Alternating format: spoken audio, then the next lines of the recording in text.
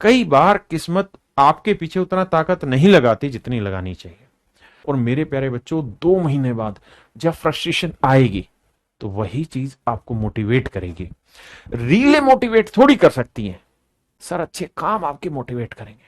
मुझे ऐसा लगता है, मेरा पर्सनल अनुभव यह है कि आपकी किस्मत का आपके जीवन में 20% मोटा मोटा योगदान है और 80% आपके मेहनत का योगदान है। और जो ये 20% किस्मत है, ये कैसे बनेगी? मेरे प्यारे बच्चों, एक छोटी सी बात मैं बता रहा हूं जिससे आप मोटिवेशन ले सकते हैं। देखिए, जीवन जीने के लिए और जीवन में कामयाबी पाने के लिए, कामयाब जीवन जीने के लिए, कामयाब सक्सेसफुल लाइफ जीने के लिए 2 चीजें बेहद जरूरी है।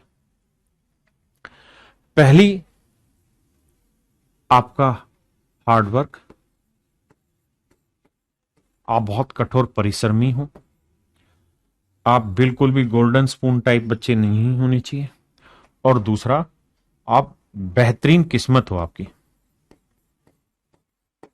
बेहतरीन लक हो आपका, जिसे हम किस्मत कहते हैं, वो बहुत जरूरी है। जब तक आपकी किस्मत मेहरबान नहीं होगी, आपने सुना है ना, किस्मत मेहरबान तो गधा भी पहलवान। ये सच है भाई साहब। जिसकी किस्मत बेहतरीन है उसका फिर कोई कुछ नहीं उखाड़ सकता। जिसकी किस्मत में राजा बनना लिखा है वो बनेगा, चाहे वो चाय बेचने वाला हो।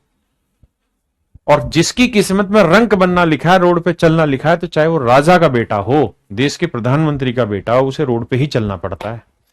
कितने ऐसे राजा हुए जो खत्म हो गए और कितने ऐसे रंक हुए जो राजा बने एक दिन। तो मेरे प्यारे बच्चों, किस्मत का जीवन में बहुत ही बड़ा योगदान है। मैं तो अपने जीवन में बहुत मानता हूं। तो मेरे प्यारे बच्चों, हार्डवर्क आप जानते हैं कि इसके बिना किस्मत भी काम नहीं करती। यह भी आपको लगातार करना होगा।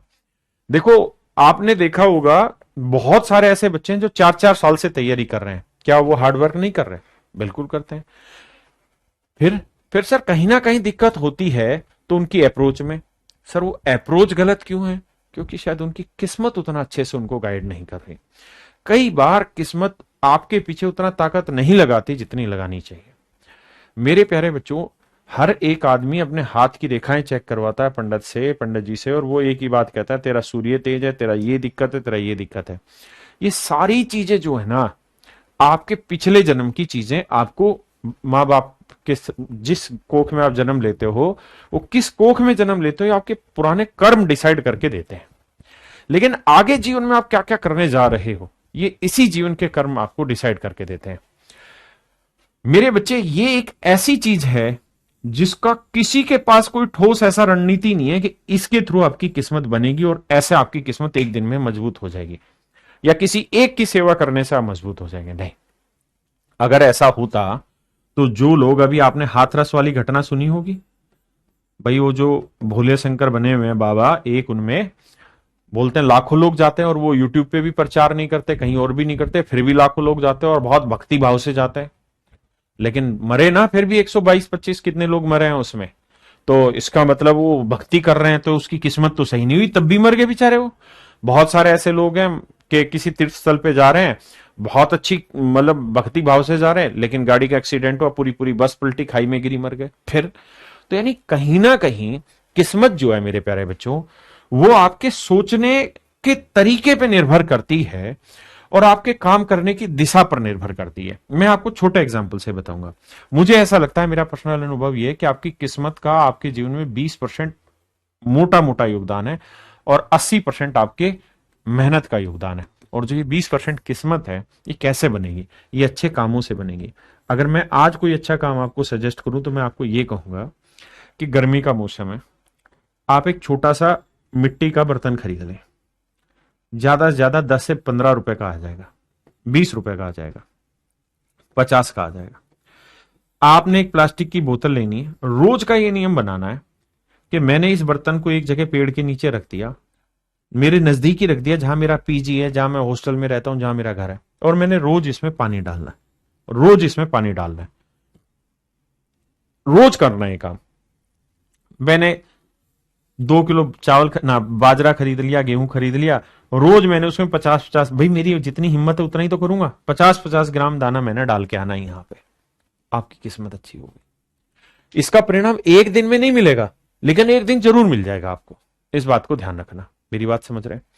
अगर आप और समझेंगे मेरी बातों को, किसी को दान नहीं दे रहे आप अपनी आत्मा को संतुष्ट कर रहे हैं। बच्चे बहुत बार आपको ये कहेंगे ना कि सर लगातार 6 महीने हो गए, आपके साथ भी होगा सर, 3 महीने हो गए लगातार पढ़ते, मन फ्रस्ट्रेट हो रहा है, सेटिस्फाई नहीं हो रहा, विचलित हो रहे हैं सर, मतलब इधर उधर भटक रहा है, क्या करें? तो मेरे प्यारे बच्चों, ये जो चीजें हैं ना, ये उस भटकाव को शांत कर रही हैं।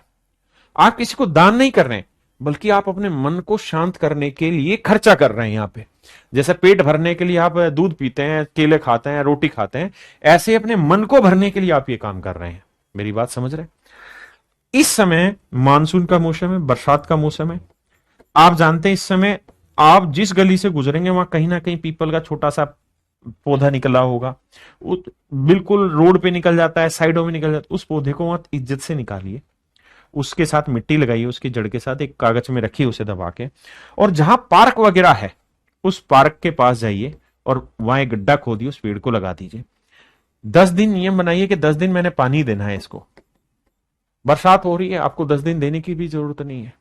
आप देखेंगे कि जब आप बहुत ज्यादा डिप्रेशन में होंगे, उस कंडीशन में जब आप इस पेड़ को देखेंगे, पीपल के पेड़ को, नीम के पेड़ को, तो सर आपको ये डिप्रेशन आने ही नहीं देगा, क्योंकि आपने जीवन में एक सर्जन कर दिया, एक नई चीज पैदा कर दी।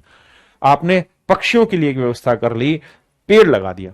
सर कहीं भी गांव देहात में आप रहते हैं, कहीं शहर में भी रहते हैं, नीम के पेड़ लगे हुए हैं इस समय। आप जानते हैं इस समय निमोली लगी होती है, नीम का जो फल होता है उसे हमारे यहाँ निमोली कहते हैं, बहुत जगह कुछ और कहते हैं।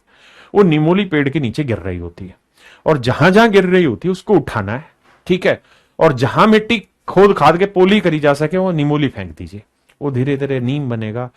बरसात का मौसम है, इस मौसम में प्रकृति को गला सड़ा कुछ भी मिलेगा ना, तब भी प्रकृति उसका सर्जन करेगी।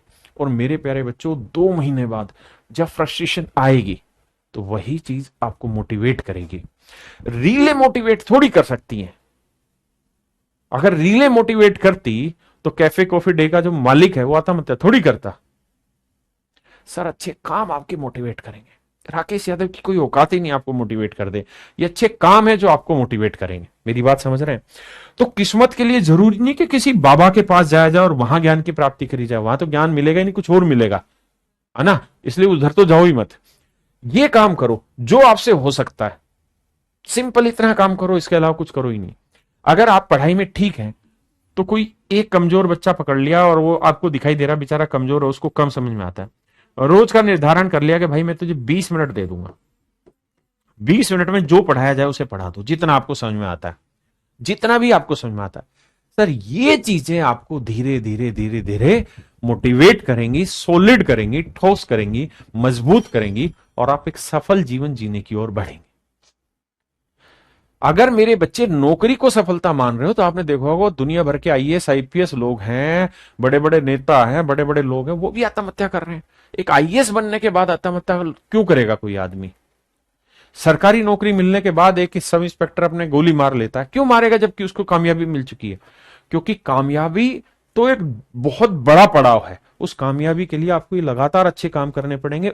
इस वजह से ही आपकी किस्मत भी अच्छी होती चली जाएगी और आप कभी भी डिमोटिवेट होंगे ही नहीं।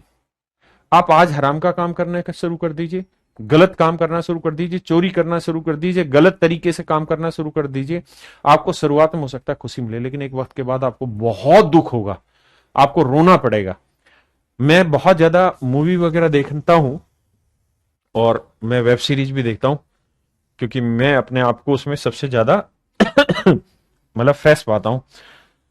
कोई मूवी आती है तो मैं छोड़ता नहीं हूं, देख ही जाता हूं।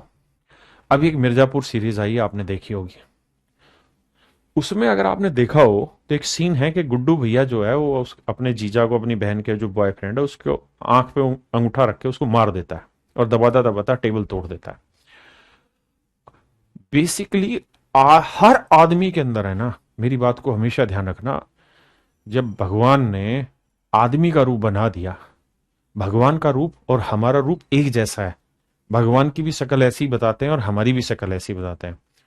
तो जब सारे भगवान इकट्ठा हुए और भगवान शंकर के पास गए और बोले कि जी आपने क्या बना दिया कि ये भगवान, मतलब ये आदमी रूप क्यों दे दिया, ये तो हमारे बराबर का हो गया, कल को ये तो भगवान बन जाएगा। तो फिर बोला क्या करें, तो बोला ऐसा करो, हर एक आदमी के अंदर है ना एक जानवर पैदा कर दो, जानवर बना दो इनके अंदर, पूरा जीवन आदमी उस जानवर से लड़ने में लगा रहेगा, और कोई बिरला होगा करोड़ों में जो उस जानवर से लड़के भगवान बन पाएगा। मेरे प्यारे बच्चों, उस मिर्जापुर मूवी को देखोगे या वेब सीरीज को, तो आपको समझ में आएगा उसमें सारे ही हैवान हैं। उन्होंने अपने अंदर के हैवान को इतना गंदा जगा लिया कि वो उनको ये समझ नहीं आ रहा कि हम कर क्या रहे हैं, गलत कर रहे हैं या सही कर रहे हैं। इसलिए मेरी बात को समझिए, अपने अंदर के इंसान को जगाइए, अच्छे काम करते रहिए, अपने आप मोटिवेट होते रहेंगे। आगे से ये कमेंट मत करना कि सर हमें मोटिवेट करो, क्योंकि मेरी औकात ही नहीं है मैं आपको मोटिवेट कर दूं। मुझे जो आता है मैंने वो करा, कि मेरा अनुभव है, मैं छोटे छोटे काम करता रहता हूं, मेरा वही मजा है, मैं उसी में मस्त हूं। अब आते हैं सवाल पे।